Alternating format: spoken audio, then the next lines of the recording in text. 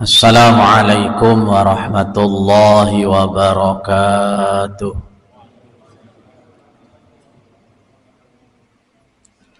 Alhamdulillahilladzi jalla wa ala wa nashkuruhu syukra man ufiya minal bala. Ashhadu an la ilaha illallah wahdahu la syarika lahu fala mumatsila. Wa ashhadu anna sayyidana Muhammadan nabiyyan wa rasula. Allahumma salli wa sallim wa barik ala sayyidina wa habibina wa syafi'ina wa maulana Muhammad sallallahu alaihi wasallam wa ala alihi wa ashabihi wa man tabi'a hudah.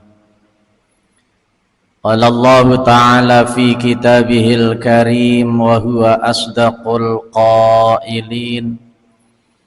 A'udzu billahi minasy syaithanir rajim.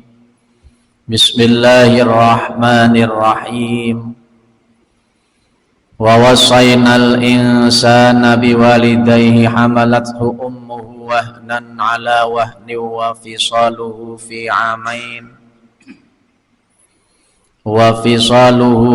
amaini an ishkur li wa liwalidayka ilayyal masir.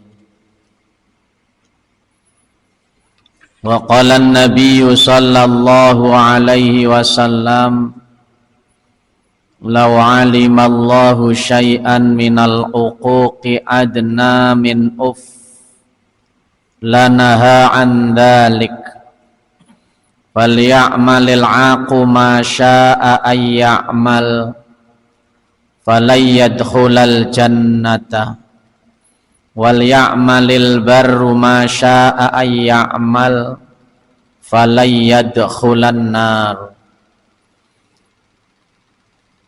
Sadaqallahul azim wa sadaqa rasuluhun nabiyul habibul karim wa nahnu ala dhalika minasyahidina wasyakirin walhamdulillahi rabbil alamin.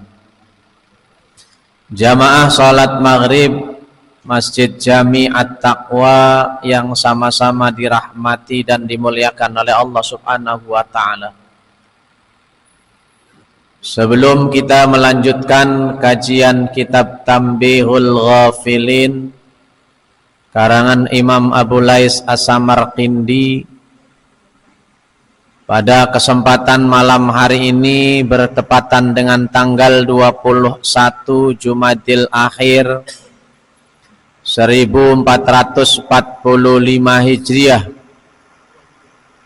yang juga bertepatan dengan tanggal 2 Januari 2024 Masehi. Marilah terlebih dahulu kita bersama-sama memanjatkan puja dan puji serta rasa syukur kita kehadirat Ilahi Rabbi Rabbil Alamin atas segala limpahan karunia, nikmat, taufik, hidayah serta ridhonya. Alhamdulillah, malam hari ini kita dipertemukan kembali di tempat yang mulia ini dalam rangka sama-sama ingin mencari keberkahan dan keridhaan dari Allah Subhanahu wa ta'ala. Melalui taklim pada malam hari ini, mudah-mudahan dosa-dosa dan kesalahan kita semua diampuni oleh Allah Subhanahu wa ta'ala, dan mudah-mudahan langkah kaki dan niat kita dari rumah menuju majelis ini kelak akan menjadi wasilah dan sebab dimudahkannya langkah kita semua masuk ke dalam surga. Amin ya rabbal alamin. Salawat teriring salam marilah sama-sama kita sampaikan kepada junjungan kita, yaitu baginda Rasulullah sallallahu alaihi wasallam, berikut para keluarga, para sahabat, para pengikut dan juga umatnya ila yaumil qiyamah. Jamaah Masjid Jami At-Taqwa yang dirahmati oleh Allah Subhanahu wa taala. Kajian kita malam hari ini tentang hakul walidi atau hak kedua orang tua terhadap anaknya. Imam Abul Lais As-Samarkandi mengatakan bahwasanya Abul Qasim Abdurrahman bin Muhammad Asy-Syamadi menceritakan bahwa Faris bin Marduih memberitahukan kepada kami dari Sa'id bin Mas'ud dan dari Ibnu Abbas radhiyallahu an, beliau pernah berkata, ma min mu'minin, tidak ada seorang mukmin walahu abawain yang mempunyai kedua orang tua di mana pada waktu pagi ia berbuat baik kepada keduanya, melainkan Allah Subhanahu wa ta'ala membukakan dua pintu surga kepadanya. Dan Allah Subhanahu wa ta'ala tidak akan ridho kepadanya manakala ia menyakiti salah satu dari keduanya atau kedua-duanya sebelum mendapatkan ridho dari kedua orang tuanya. Kemudian salah seorang sahabat bertanya, walaupun orang tuanya itu orang yang dolim, artinya bagaimana jika orang tuanya itu adalah orang yang dolim? Lalu Ibnu Abbas radhiyallahu an menjawab, meskipun orang tuanya itu orang yang dolim, maka tetap ya dia harus berbuat baik kepada kedua orang tuanya.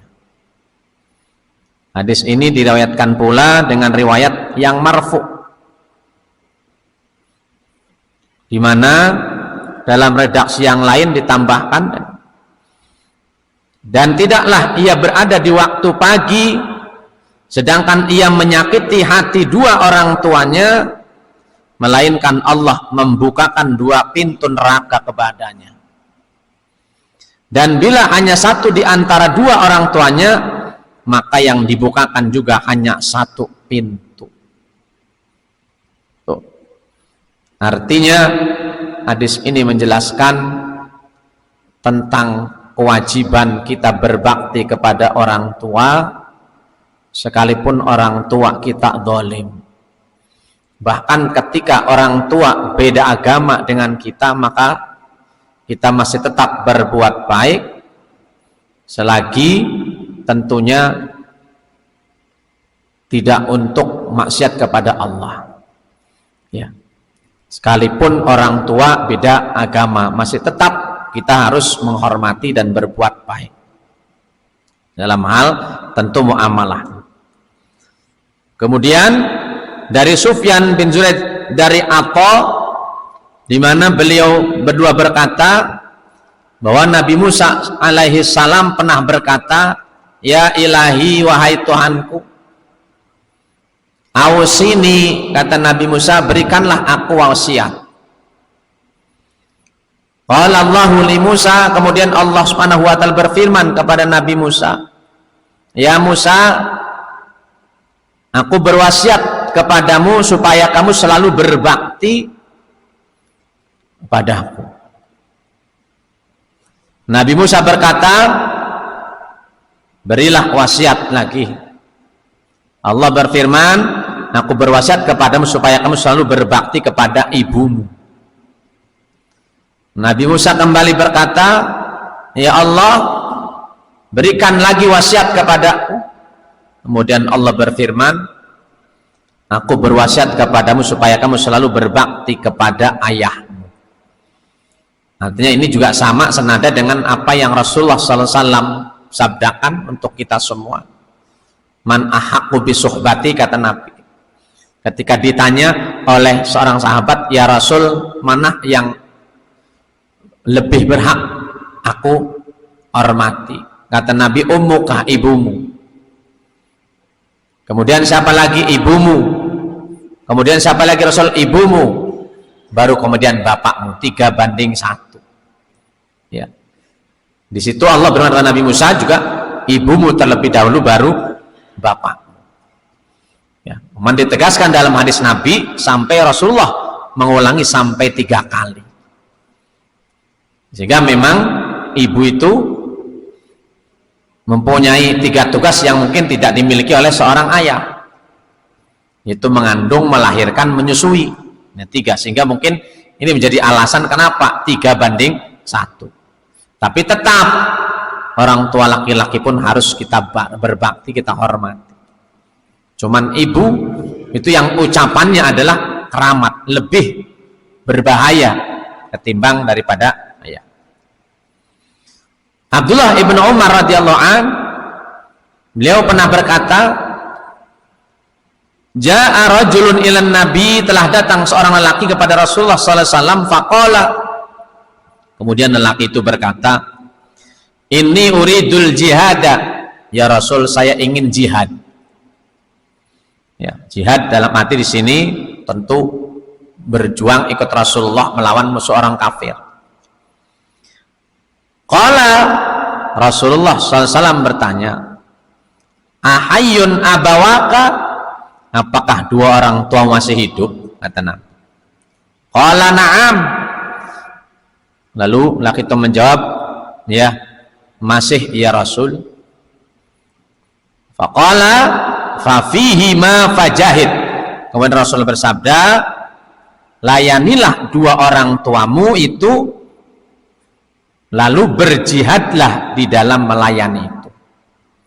Ya, artinya melayani, berbakti kepada orang tua itu lebih diutamakan daripada jihad fisabilillah atau melawan, ikut perang bersama Rasul pada waktu itu. Ya, berarti hadis tersebut menunjukkan bahwa berbakti kepada orang tua itu tetap lebih utama daripada berjihad di jalan Allah.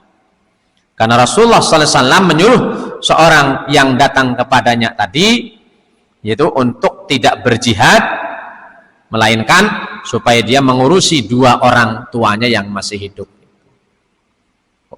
Dengan demikian tentunya seorang tidak boleh keluar untuk jihad di jalan Allah bila 2 orang tuanya pun tidak mengizinkannya.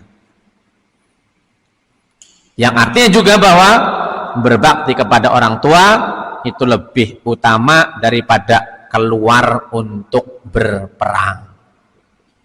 Ya, keluar untuk berperang.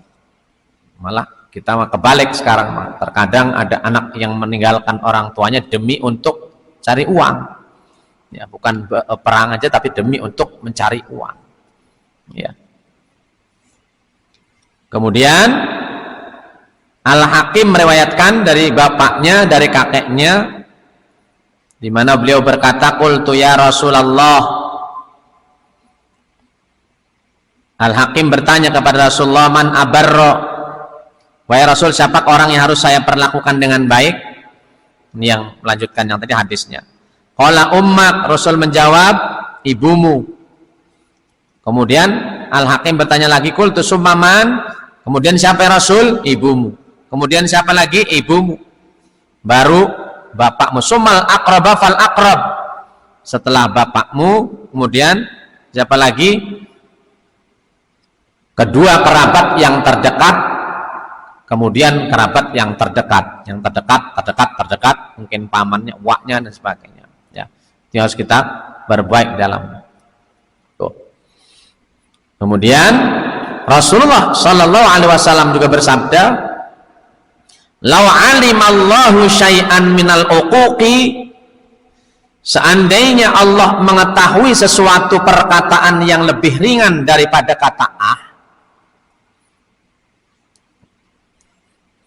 lanaha andalik, Tentunya kata itu termasuk pendurhakaan kepada orang tua. Fala taqul lahuma uff. Ya, di Quran itu imma yablughanna indakal kibaro ahaduhuma aw kilahuma fala taqul lahuma uff. Ketika orang tuamu telah lanjut usia, baik salah satunya atau keduanya, maka fala taqul lahuma uff, jangan kau katakan kalimat doang. Fala tanharhuma, jangan kamu membentak keduanya. Faqul lahuma qaulan karima, lalu ucapkanlah kepada keduanya dengan ucapan yang baik.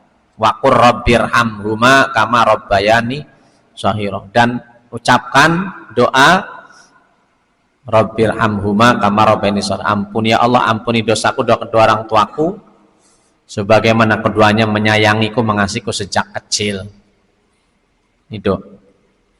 Jadi kata Rasulullah, law alimallahu syai'an, seandainya Allah mengetahui sesuatu perkataan yang lebih ringan daripada kata di mana kata ini yang termasuk pendurhakaan terhadap orang tua, lana andalik, niscaya Allah akan melarang yang demikian itu.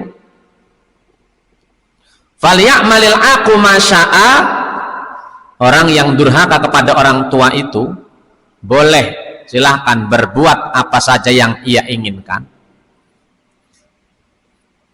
Apa kata Allah? Fala yadkhulal jannah, maka ia tidak akan masuk surga. Ya, berbuat apapun, sekalipun taatnya kayak apa, ibadahnya luar biasa hebatnya kayak apa, kata Allah silahkan berbuat apa saja, tapi dia tidak akan masuk surga. Wal ya'malil barru ma syaa, kemudian kata Rasul, silahkan berbuat baik apapun juga, masya'a ayyamal, ya. Kalau tadi berbuat durhaka apa saja, ini kebiasaan berbuat apa saja, dan orang yang berbakti kepada orang tua itu boleh mengerjakan apa saja yang ia inginkan, kebalikannya maka ia tidak akan masuk neraka. Jadi, kalau orang berbakti artinya kebalikannya. Kalau orang durhaka kepada orang tuanya, berbuat apa saja dia akan masuk surga. Sebaliknya, jika orang itu berbakti kepada orang tuanya, boleh ia mengerjakan apa saja yang ia inginkan, maka ia tidak akan masuk neraka. Karena baktinya kepada wa'budullaha wa la tusyriku bihi syai'a wa bil walidaini ihsana. Imam Abu Lais kemudian menjelaskan bahwasanya seandainya Allah Subhanahu wa ta'ala tidak menyebutkan di dalam Al-Quran tentang kewajiban berbakti kepada kedua orang tua, tentu hal itu dapat diketahui oleh akal yang sehat bahwa berbakti kepada kedua orang tua itu hukumnya adalah wajib. Dengan kata lain, orang yang mempunyai akal sehat tentu dia akan mengetahui bagaimana berbakti dan menunaikan hak-hak kedua orang tua. Apalagi Allah Subhanahu wa ta'ala pun telah menyebutkan dalam kitab-kitab yang lain, baik Taurat, Zabur maupun Injil, ya, apalagi lebih-lebih Al-Quran, itu semua telah dijelaskan tentang kewajiban berbakti pada orang tua. Kemudian Allah Subhanahu wa ta'ala memerintahkan dalam semua kitab-kitab, baik itu Taurat, Zabur, Injil, dan juga Al-Quran, wasiat kepada semua nabi untuk berbakti kepada dua orang tua, sekaligus mengetahui hak keduanya, serta menjadikan keriduan orang tua itu tergantung keriduan Allah itu tergantung kepada keriduan orang tua, dan kemurkaan Allah itu tergantung kemurkaan orang tua. Ridallah biridul walidain wa suhtullahu bisuhtihima. Ridha Allah tergantung keriduan orang tua, dan murka Allah tergantung marah atau murkanya orang tua. Ya, sampai di situ.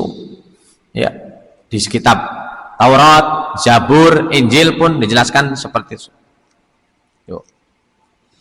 Kemudian Rasulullah juga pernah bersabda, inna la'natal walidaini tabturu aitak tau asla waladihima idza aqahuma faman ardo walidayhi faqad ardo khaliqahu. Inna la'natal walidaini, sesungguhnya kutukan kedua orang tua itu, tabturu aitak tau asla waladihima, itu memutuskan asal anak kedua orang tua itu, apalagi anak itu durhaka kepada kedua orang tuanya. Faman arda walidayhi, barang siapa yang merasa senang kepada dua orang tuanya, faqad arda khaliqahu, maka sungguh ya berarti dia merasa senang kepada zat penciptanya.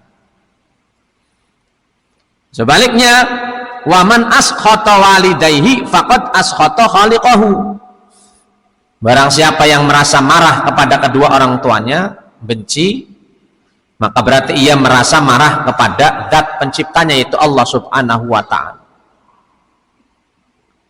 Waman adraka walidayhi aw ahaduhuma falam yabirruhuma fadakhalan nar wa ab'adahullah.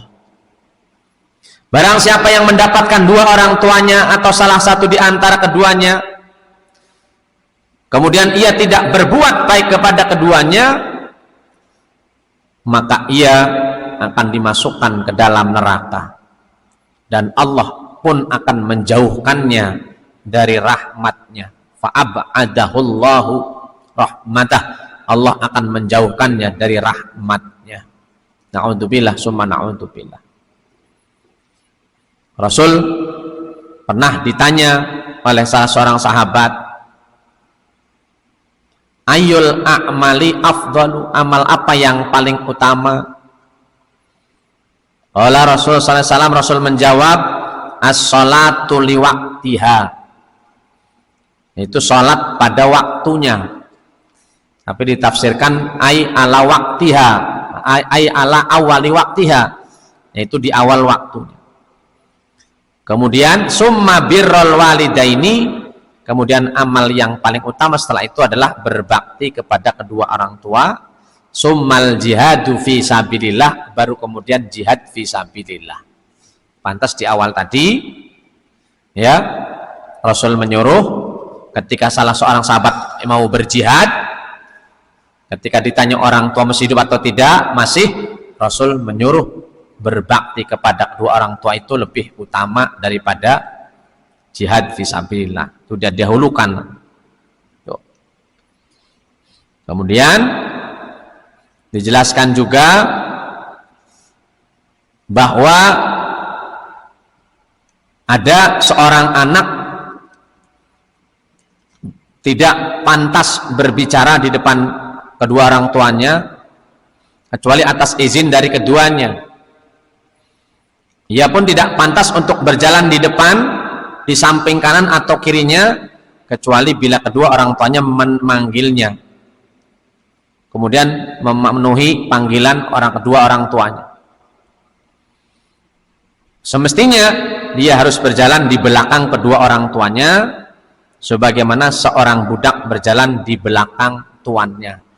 Ini adab, ya, adab anak kepada orang tua, ya, tidak mesti berbicara kalau tidak dapat izin orang tua, tidak boleh berjalan di depan, harus di belakang kecuali dapat izin orang tua.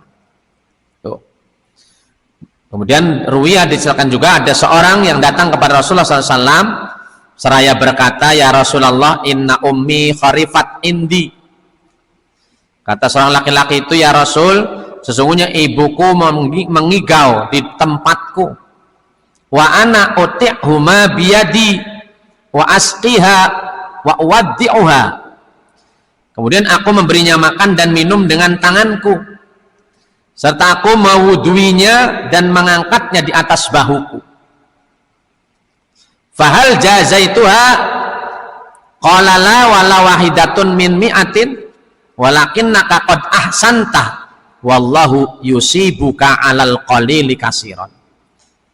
Kemudian laki itu bertanya, maka apakah saya ya Rasulullah dengan perbuatan itu berarti saya telah berbakti atau membalas kebaikan orang tuaku? Rasul ya memberikan minum, menggendongnya, mengangkat ke tempat tidurnya karena orang tua sudah sakit. Rasul sallallahu alaihi wasallam menjawab, belum 1% pun, kata Nabi. Akan tetapi kamu telah berbuat baik dan Allah akan memberi pahala yang banyak terhadap amalmu yang sedikit itu.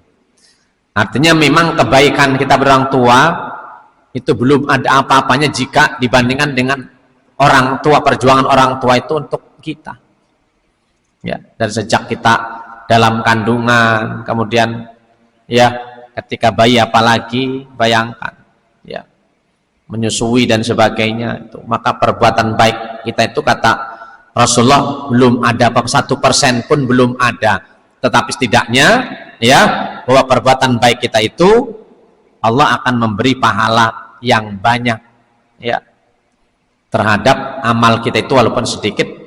Yang terpenting adalah itu wujud dari bakti kita kepada orang tua. Kalau tahu membalas maka tidak akan mungkin terbalas ya. Maka sungguh ketika ada anak menuntut ini itu dan sebagainya kepada orang tua, itu betul-betul anak itu termasuk anak yang durhaka luar biasa ya. Kemudian Rasulullah SAW, ini hadis yang selanjutnya riwayatkan dari Anas bin Malik, di mana beliau berkata, kana syabun ala ahdi Rasulullah SAW, dulu ada salah seorang pemuda di zaman Rasulullah SAW, yusamma Alqamah, yang bernama Alqamah. Wa kana syadidul ijtihad, orang ini adalah orang yang betul-betul ibadahnya luar biasa, syadidul ijtihad, sangat luar biasa ya, jihadnya, ibadahnya. Adimas sodakoh, sodakohnya pun luar biasa, rajin dan besar nominalnya.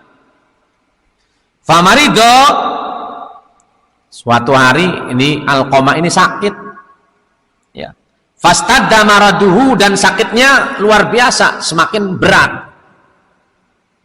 Faba'asa imra'atuhu ila Rasulullah sallallahu alaihi wasallam, maka istrinya pun datang kepada Rasulullah sallallahu alaihi wasallam.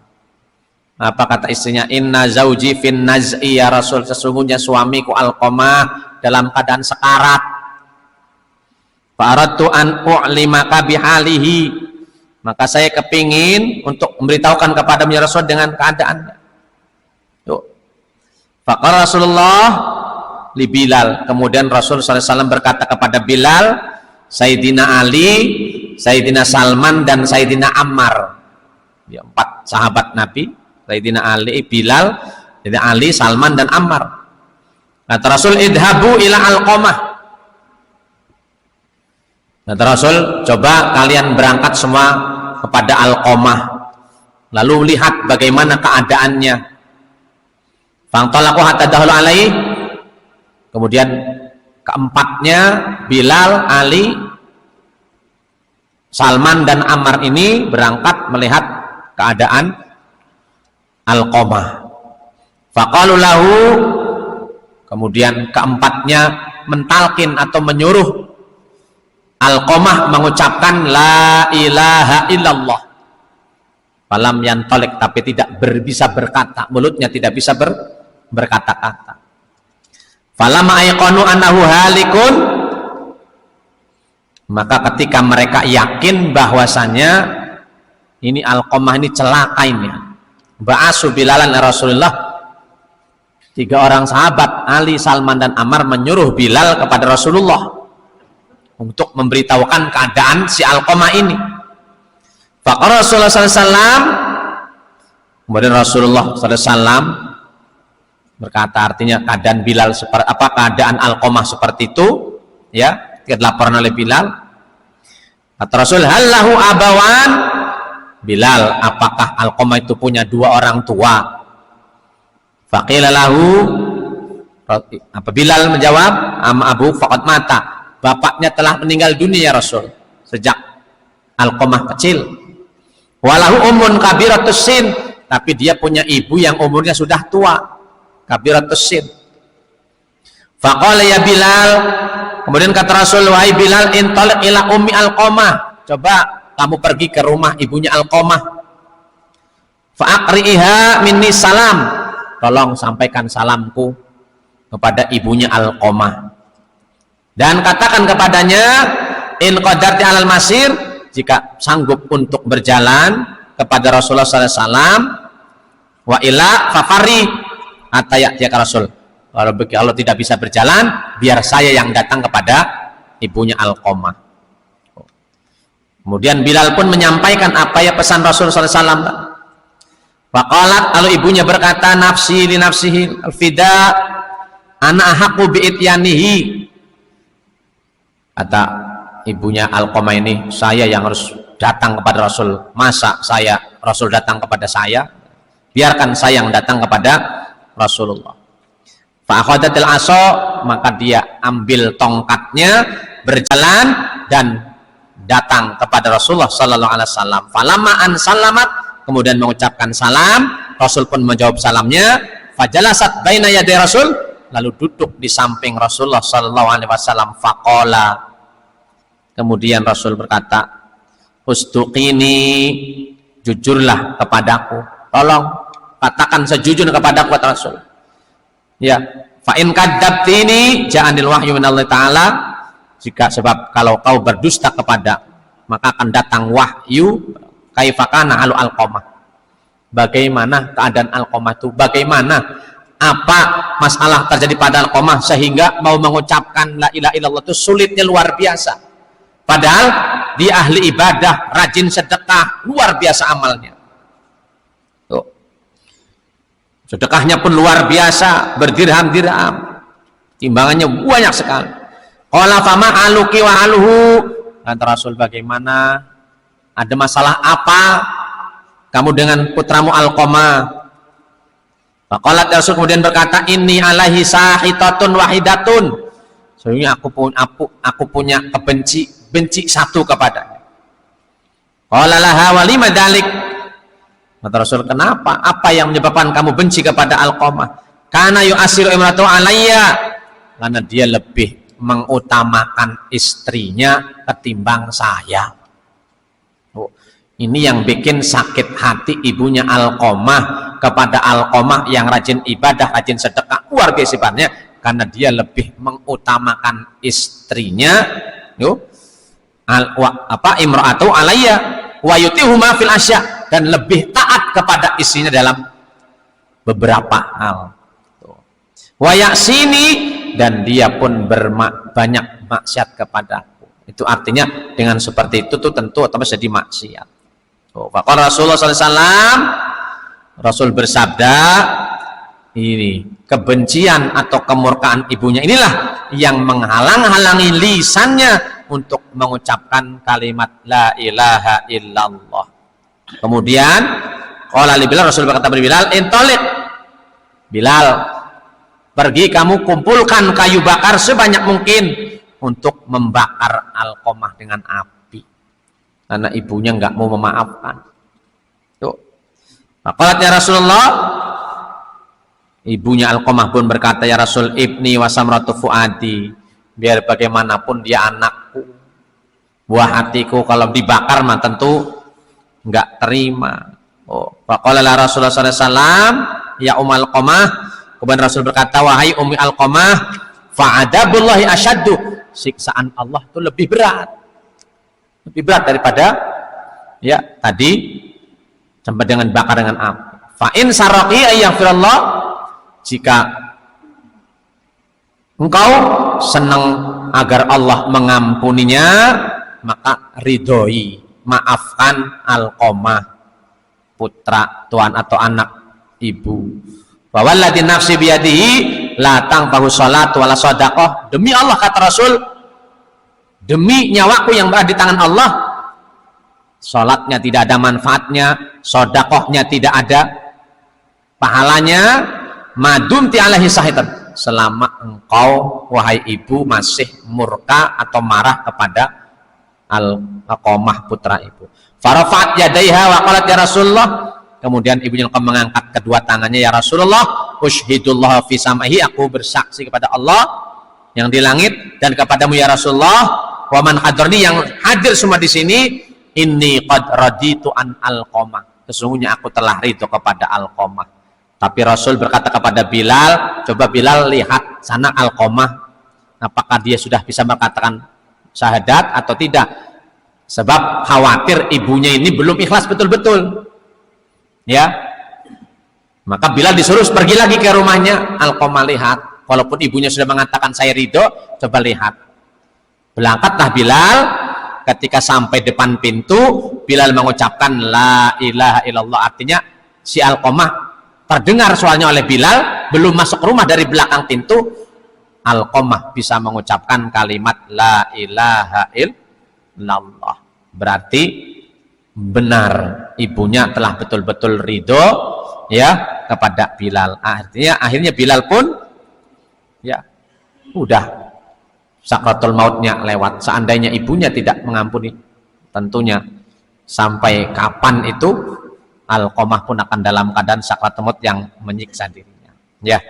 Artinya di sini kata Rasul akhirnya, wa qala ya ma'sal muhajirin wal ansar, kata Rasul, wahai golongan muhajirin ansar, man faddala zaujatahu ala ummihi, siapa yang lebih mengutamakan istrinya daripada ibunya, fa alaihi laknatullah, maka baginya laknat Allah, wa la yuqbalu minhu sarfun wala adun, tidak akan ada manfaatnya amalnya apapun dan sebagainya, ya, tidak akan ada manfaatnya. Siapa yang lebih mengutamakan istrinya ketimbang ibunya. Inilah tugas kita, utama sebagai laki-laki, anak laki-laki, kepada orang tua, khususnya kepada ibu, sebagaimana kisah tadi yang terjadi pada diri Alqamah, ya, pemuda atau yang rajin ibadahnya, sedekahnya luar biasa, jihadnya luar biasa, tapi karena lebih mengutamakan istrinya ketimbang ibunya, lebih patuh kepada istrinya ketimbang kepada ibunya, akhirnya mendapatkan hal yang tadi diceritakan. Ya, mudah-mudahan ini pun menjadi pengingat pada kita semuanya, baik yang masih ada orang tuanya atau yang sudah tidak ada, tetap kewajiban kita masih ada untuk mendoakan terus, ya, berbuat baik kepada keluarganya yang masih ada, agar kita mendapatkan keridhaan dari Allah Subhanahu wa ta'ala. Amin ya rabbal alamin. Itulah mungkin kajian kita pada malam ini tentang hak atau kewajiban kita kepada orang tua. Mudah-mudahan ini motivasi kita dan jadi ilmu kita, agar anak-anak kita pun bisa berbakti kepada kita sebagai orang tua, ya. Selanjutnya jika ada pertanyaan sambil nunggu waktu Isya, silahkan. Berarti anaknya perempuan ini ceritanya, punya suami, ya. Kalau memang masih dia mengatakan dia melakukan itu sudah berusia 35 atau 40 tahun, dia sudah bersuami dan sudah mempunyai anak. Iya.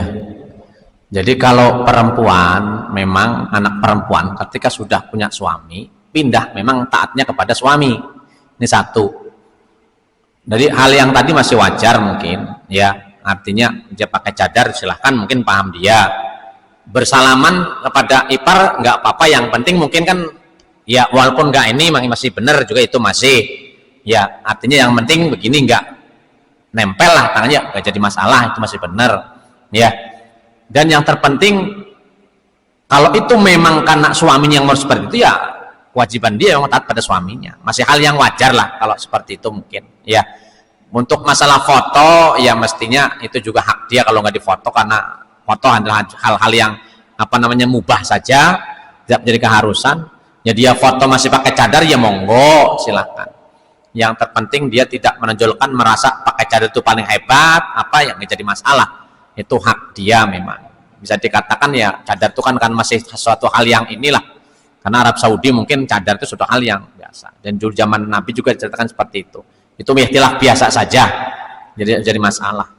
Tetapi ketika suaminya yang inilah baru, kalau suaminya yang harus buka apa itu baru, Dia nggak nurut sama suaminya, baru itu wanita itu adalah batu durhaka. Ya, jadi memang yang berpatokan yang tadi makan laki-laki, Alqamah itu laki-laki harus tadi. Kalau perempuan memang ketika sudah bersuami maka wajib patuhnya kepada suaminya, ya, tidak lagi kepada orang tuanya, Pak. Kalau perempuan, kalau laki-laki harus kepada orang ibunya. Meskipun orang tua kurang setuju atau kurang ridho. Maksudnya orang tua kurang ridho. Maksudnya sampai sekarang merasa berat orang tuanya tidak berkenan dia menjalankan seperti itu karena dia masih sering ketemu. Oh, iya. Tidak apa-apa itu, Pak. Ya, karena la ta'ata li makhluqin fi maslahatin. Tidak wajib taat memang kalau dalam tentu. Jadi sekalipun memang apa-apa, tapi tetap mestinya berusaha itu. Karena memang ridho Allah ini tergantung ridho suami, tidak lagi kepada ibunya. Ya, maka bagaimana mestinya tugas suami ini kepada istrinya itu untuk bisa ya minta maaf apa, terus minta maaf pada ibunya. Sekalipun ibunya minta maaf tidak jadi masalah itu. Tapi kalau anak laki-laki baru, Pak. Kalau ibunya nggak ridho itu, lah ini yang berbahaya. Tapi kalau perempuan mah jadi masalah, karena memang sudah pindah kepada suami. Kalau perempuan, ini yang bayar kalau laki-laki model kita ini. Kalau ibu kita nggak ridho, Alqamah tadi modelnya, ya itu. Kalau perempuan sekalipun, tapi harus berusaha terus minta maaf pada ibu, minta maaf itu wajib itu. Ya baiklah, itulah mungkin kajian kita. Insya Allah nanti dilanjutkan lagi pada kesempatan yang lainnya, karena mungkin juga masih perlu yang pas akhirnya kaji, maka ini belum selesai semua.